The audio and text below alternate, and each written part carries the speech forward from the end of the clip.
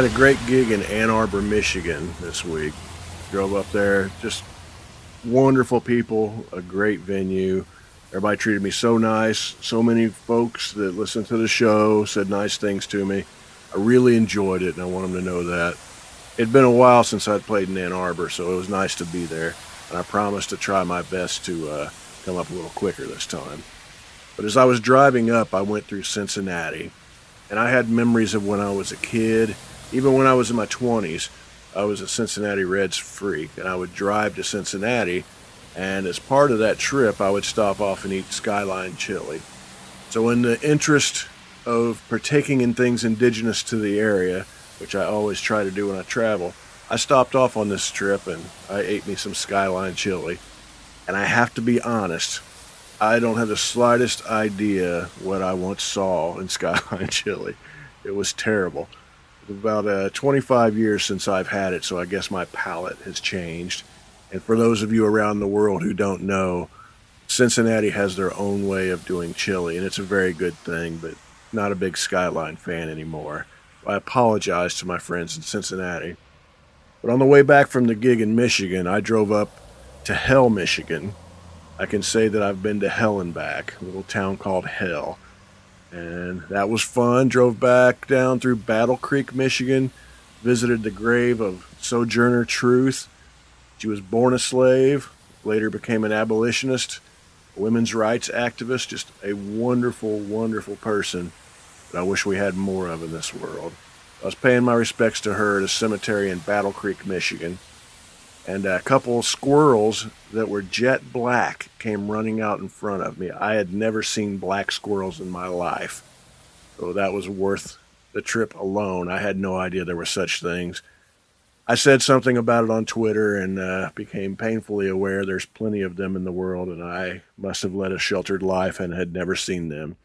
I'd seen the albino squirrels in Bowling Green, Kentucky, and in parts of Ohio, but I'd never seen the black squirrels until now. I wish they would come live in my backyard.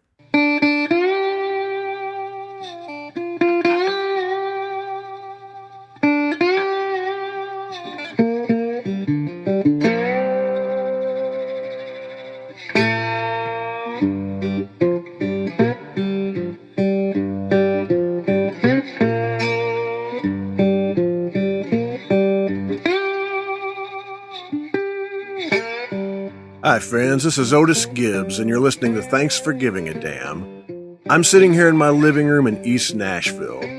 This is a personal journal. This is a bit of an experiment. I like to say right up front that I haven't the slightest idea what I'm doing, but I decided to do it anyway. This show was founded with the idea that there are only two people in art that matter. There's the creative individual and the person experiencing it, and everything else is an artificial filter. This is a way for me to share things with you guys without any filters whatsoever. My guest this week is Ben Swanson. Ben is the co-owner of Secretly Group. You can find out everything you need to know about Ben at secretlygroup.com. Some of you have probably heard me talk before about when I first started this show, I made a list of episode ideas, some shows that I would like to do one day in the future. A show about Jason Molina is just always on the back burner. And I was thinking about it one day, so I sent a message to our friend John Strom, who's been on the show a few times and is my buddy. I just asked him, do you know anyone who might be able to tell some stories about Jason Molina, someone who was close to him? And he said, yes, Ben Swanson would be perfect. And John made it possible to get us together, and fast forward a few months later, and I was in Bloomington. And I went to his office and we were able to record this. I should say that we were in a conference room of some sort. There's a lot of reflective surfaces and there's a lot of reverb in this, so I apologize for that, but I don't think it's distracting. And Ben was nice enough to share a lot of great stories. I really appreciate his time. I know there's a lot of people who listen to this show who enjoy Jason Molina's music, so this is for you guys. This is Ben Swanson.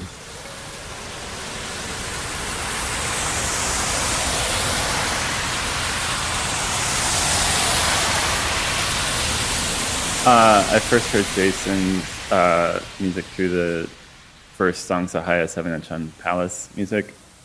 My brother was going to school here at IU, and he was working at, it's called WIUX now, the student radio station, and he had bought the 7-inch, or it came into the station, I can't really remember, and he fell in love with it, and he was sending mixtapes back to me, back to Fargo, where I was still in high school, probably on a monthly basis. And around that time, I think this was end of 95-ish, I would say, and we were just starting to talk about, the idea of running a label and stuff like that, and we hadn't really connected the two dots of those together yet, but definitely he was sending back a lot of music, and that 7-inch was something he was obsessed with.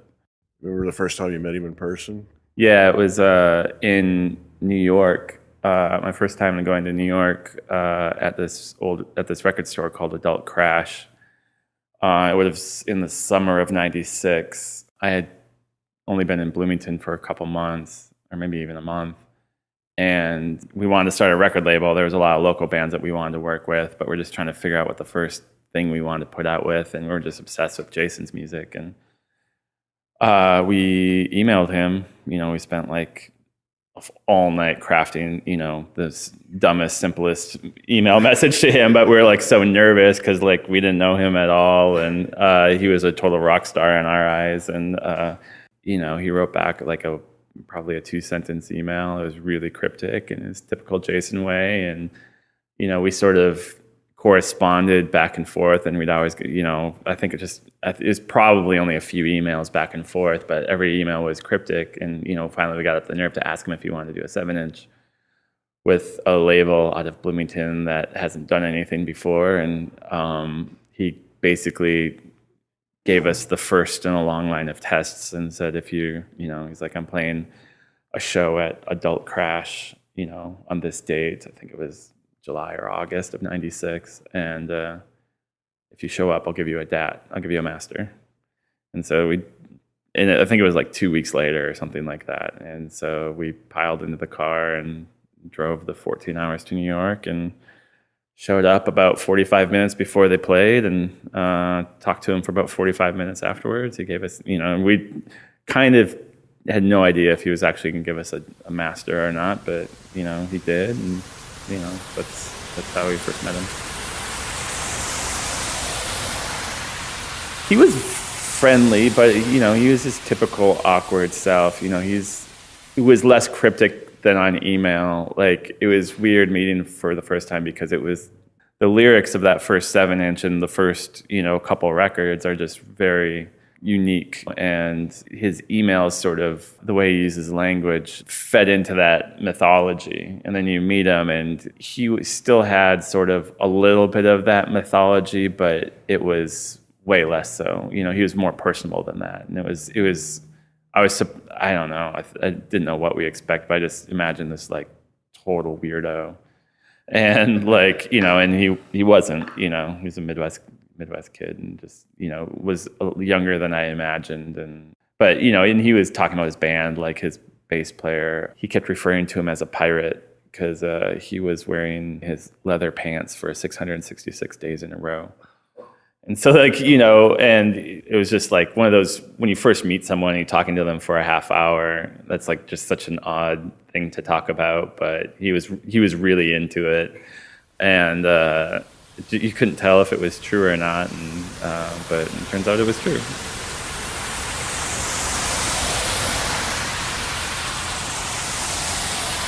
I mean, he was a really funny guy. I mean, you listen to his music and it's the sound of white male depression for sure, but you hang out with him and he's a total joker.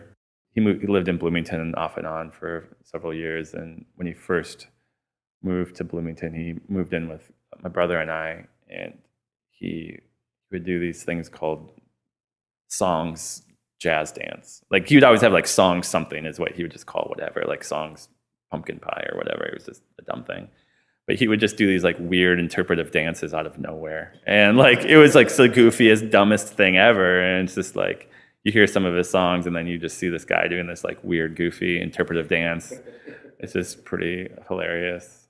One of the other funny things he'd do is the first European tour he went on, it It was the tour where they recorded Lioness. My brother and our old partner Jonathan were on that tour.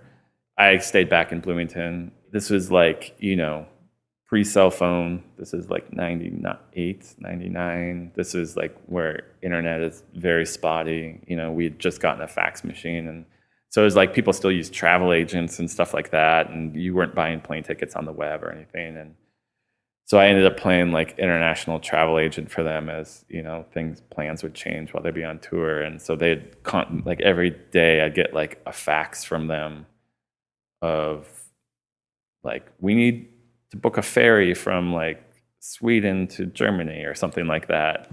But there would always be like some drawing of Jason's. It was always like handwritten, and there'd be like a drawing of Jason's of like basically some penis drawing of Jason on it. So like there's thousands of penis drawings of Jason, and there'd be like a little penis with eyes, arms, and legs, and he would call it Jizzy Spurtigans was the character. Yeah, and so he'd always talk about Jizzy Spurtigans. Was he a clean roommate, a dirty roommate? Very clean.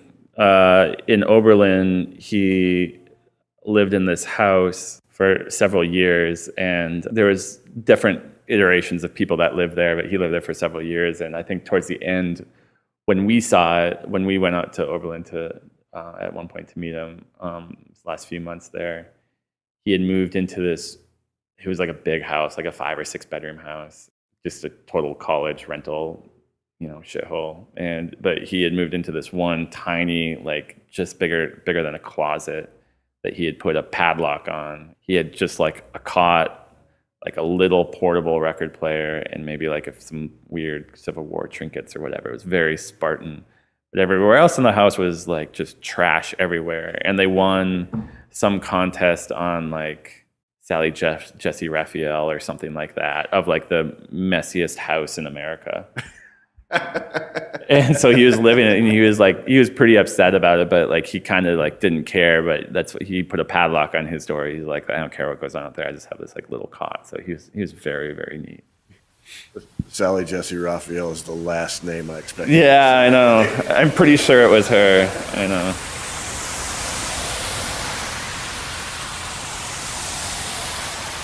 Yeah, I think he was not ambitious in the traditional sense.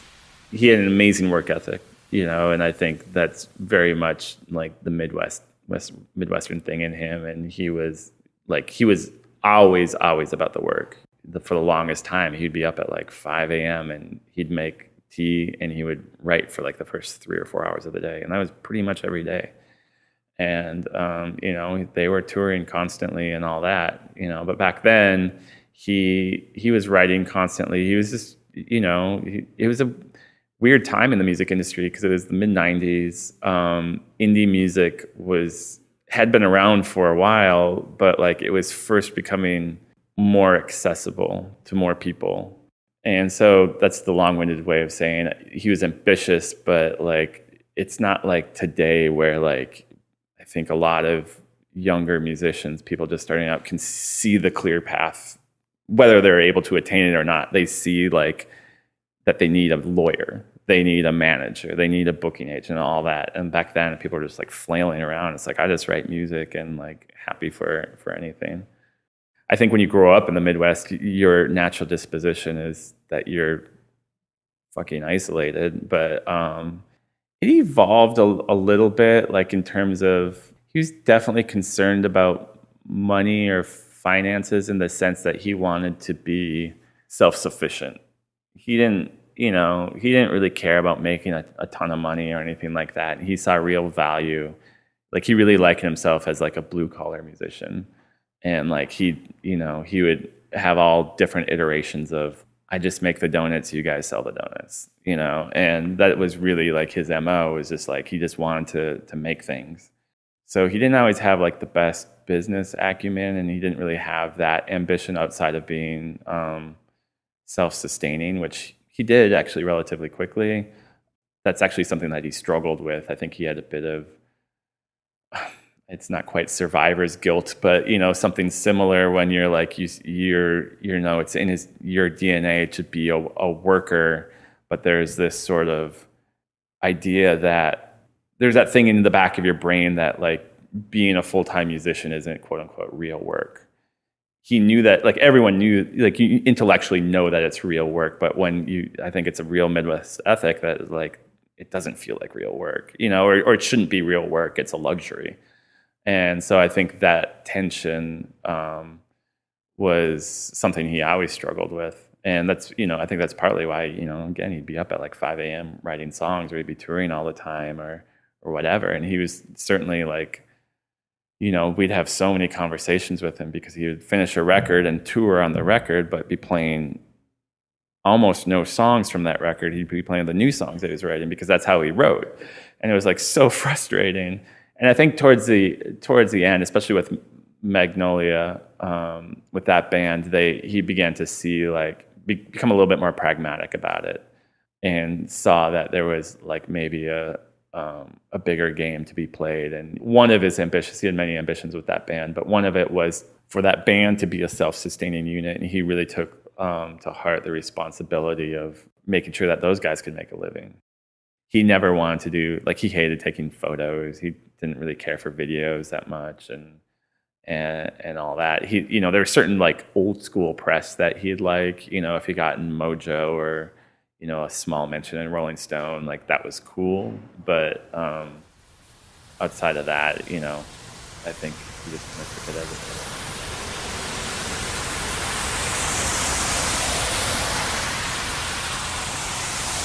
the one author he introduced me to was Italo Calvino.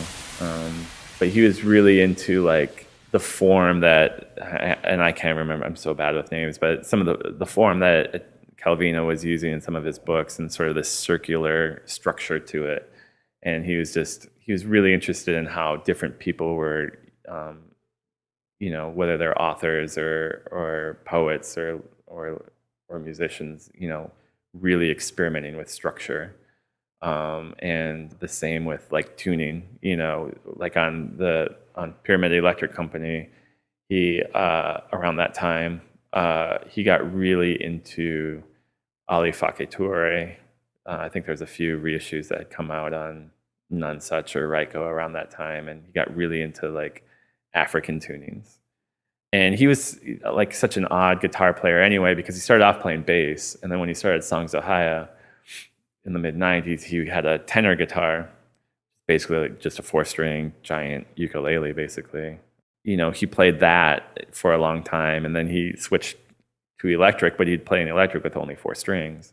And then slowly at some point, he had, I think around Axis and Ace or something, he went full on guitar, like 6-string guitar. But and it's not like he's the first person to really dig into alternate tunings or anything like that, but like, he would listen to those Ali Fake Toure records like over and over and just like really dig in and trying to figure out what tunings they were in and the picking and stuff like that. And I think, and again, he's not the first person to do that either, but like, I think he was able to like integrate that into his writing in a very unique way that was still wholly his. Like he was just able to like sort of take that flavor. Like, was he be over at Roadworthy Guitars? Yeah, he worked at Roadworthy for a while. He did. Yeah, and it was, he would just do it, as something to do. He didn't have to work there. I think for a little bit he needed the money, but he'd work there even when he didn't have to, just because he was a worker, and that kind of helped him stay sane when, and it was like, maybe 15 hours a week or something like that. But yeah, he was a guitar nerd.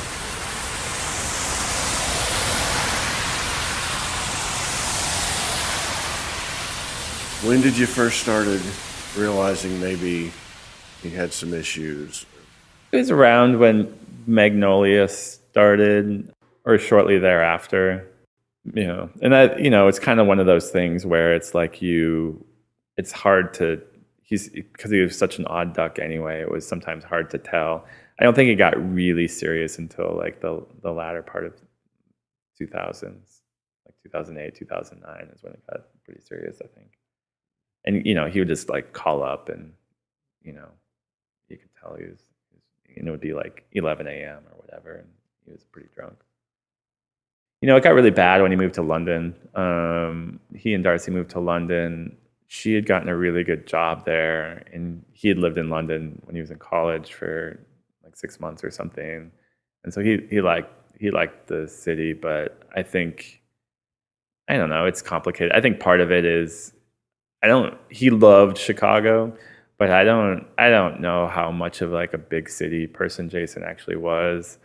And but he had a community in Chicago that I think helped. A lot of his Oberlin friends moved to Chicago, and when he was living there, he was able to sort of embed himself and sort of expand that community. I think when he went to London, I think this is my take on it. I think Darcy would probably have another take on it, but I think when he moved there, I think probably the lack of community affected him more than he was expecting. That's my, and I think there's a ton of other problems too, but that I don't think that helped at all. What neighborhood in London was he in? I think that was another problem. I think it was when they first moved there, they moved to Brick Lane. It was right when Brick Lane was like coming up, it was like the same time Williamsburg was coming up, and Jason was never the type of human to live in that type of neighborhood. And then they ended up moving outside of London, like 45 minutes. I think it was like West London somewhere. Well, how did he end up in Indianapolis? Oh, yeah, he was in Indy for like a year or something. He and Darcy were living down here, and they got married. And then I believe Darcy got the job for the company she was working at up in Indy. They have different locations all over the world. And I think they had one in Indy, and that's where I think that was her entree into the company. And so they moved up there, and they bought a house up there that it was like on the south side, terrible neighborhood. Like there was, crack houses around him. He got enamored with the house because there's sort of this barn out back, and like the mythology, and again, it's Jason speak, so you don't know how true it is, but the mythology is that Dillinger had hid out in that barn at one point in time, and he was in love with the idea of that. But they bought the house, and it was a decent house, but like I think the neighborhood is really bad that they couldn't sell it for the longest time, and so that was a real bummer for him. I know that like that was a real thorn in his side, because they ended up moving to Chicago after that, I believe, but they still had this house that they couldn't unload for a long, long time. And then, after he came back to the States, when he came and went and collected him from London to get into treatment in the States, he was hopping all around, and then he ended up back in Indy. That's where some treatment facilities are.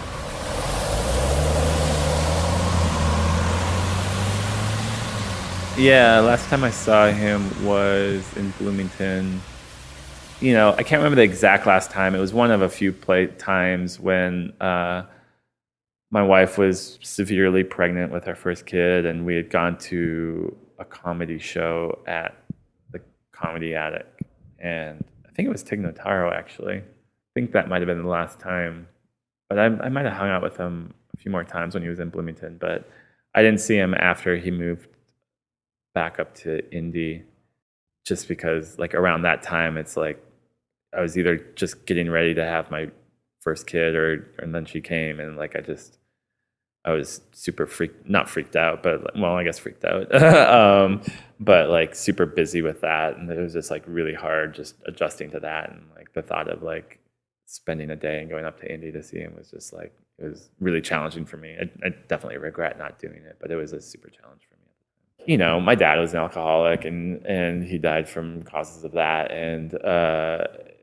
and so like we paid for a lot of his treatment, and we were happy to do that, and we tried to get him down here and keep him in Bloomington and keep him clean. It was really hard, and like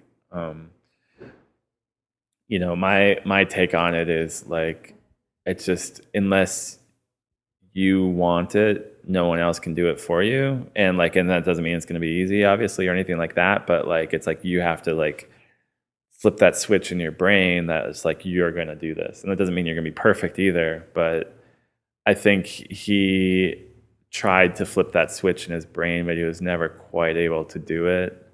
and and that's obviously very common. But my take on it was just like, there's only so much that we can help you. At some point, you got to help yourself. And he would go through these bouts of trying to help himself, and we'd spend a few years like in putting him in many different programs, and the people, his friends in the Chicago circle, his friends up there, put him in many different programs up there, and we're babysitting them up there and really trying to keep him clean, and that didn't work. And there's just, at some point, you got to live your own life and be supportive, but like until that switch is flipped, there's only so much that you can do, and so long that you can do that for.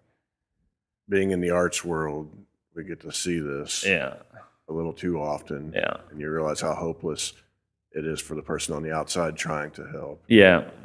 It's a super challenge. Like, and there's no right way to do it, because it's like, at what point do you cut bait or whatever? And I hate to use that phrase because I don't believe that like we ever necessarily cut bait, but it's like, it would have taken one of us to be with him 24 hours a day for him to stay clean for months on end, if not years on end. And it's just like, it's untenable. How did you hear about his passing? I was at South by in Austin, and my business partner, Jonathan Cargill at the time, he was in Bloomington. He called me. I think someone at the halfway house or whatever it was had found out about it and had JC's number.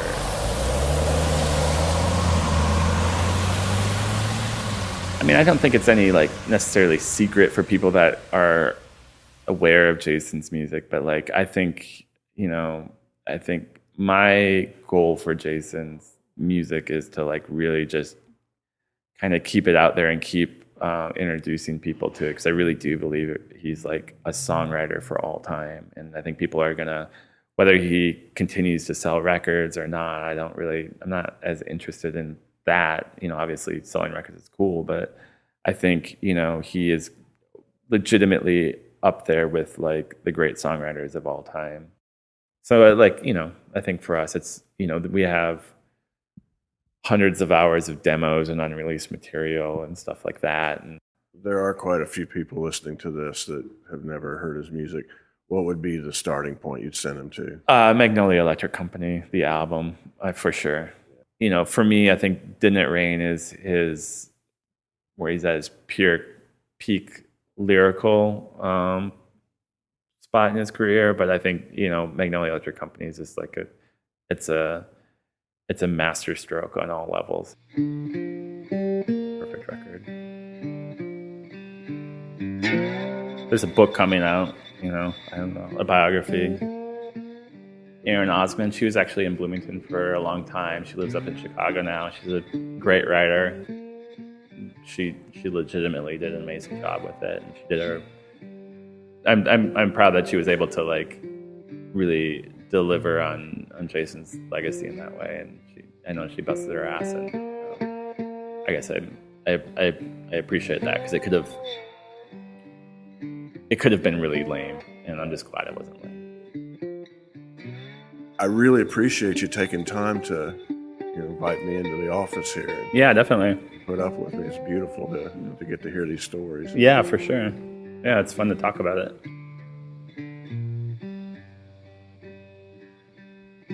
I'd like to thank everybody for listening in, and I'd like to thank Ben for inviting me into his office in Bloomington, Indiana. You can find out everything you need to know about Ben at secretlygroup.com.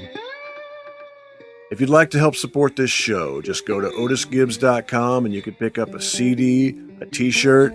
You can download any record I've ever made. You could buy one of my photographic prints. You can buy one of Amy's records. You could buy one of Amy's children's books. But anything that you buy, we'll mail from our living room to yours, and we'll even put in a little thank you note. If you'd like to help out but you're a little short on cash, just go to iTunes and leave us a 5-star review. Leave a comment. Subscribe, and you'll get a brand new episode free as soon as it's available. But if you enjoy this show, or you enjoy my music, or you enjoy Amy's music, please take the time to tell a friend and help us spread the word. And if you'd like to send us a message, we'd love to hear from you. Just send it to info@otisgibbs.com. I'm Otis Gibbs. Thanks for giving a damn.